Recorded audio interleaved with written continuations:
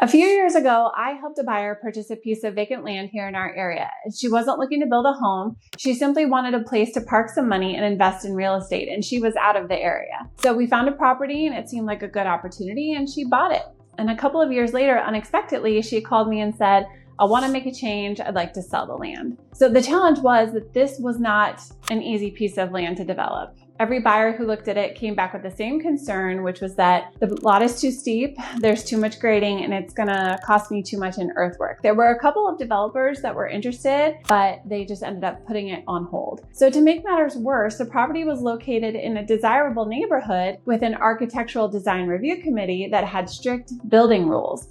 And the land sat on the market and sat, and months went by with continued interest, but no one who was ready to make the leap. After well over 200 days on the market, the reality was that my client was heading towards selling at a loss, if she could sell it at all. Most agents would have simply reduced the price and hoped for the best, but I couldn't stop thinking that there had to be another solution. As I continued researching the property, I noticed something interesting. The biggest obstacle wasn't the land itself, it was actually the rules, specifically the neighborhood's restrictions against manufactured homes, which these days are actually really beautiful. Now, when most people hear manufactured home, they picture something from 30 or 40 years ago, maybe dilapidated, no garage, but modern manufactured homes are completely different. They're attractive, they're energy efficient, and in many cases, they look almost identical to traditional site-built homes. Around the same time, I'd been learning about new manufactured home communities being built throughout Northern California. I toured projects, studied floor plans, and spoke with industry experts, and the more I learned, the more I became convinced that a quality manufactured home could be a perfect fit for this property. So now my job was to convince the review committee. So I started reaching out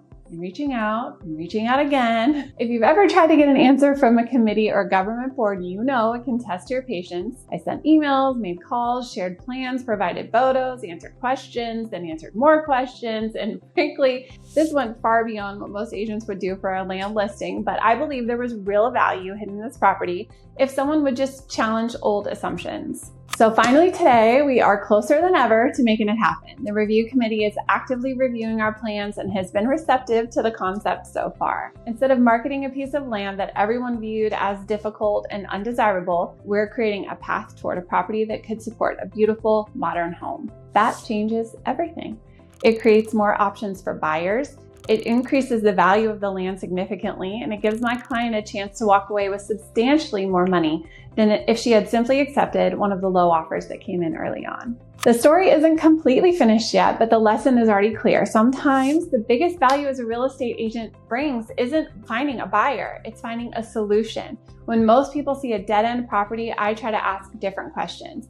What is possible here that no one else has considered? And that's often where the real opportunity is. If you own a property that's been difficult to sell or you're not sure what your options are, let's have a conversation.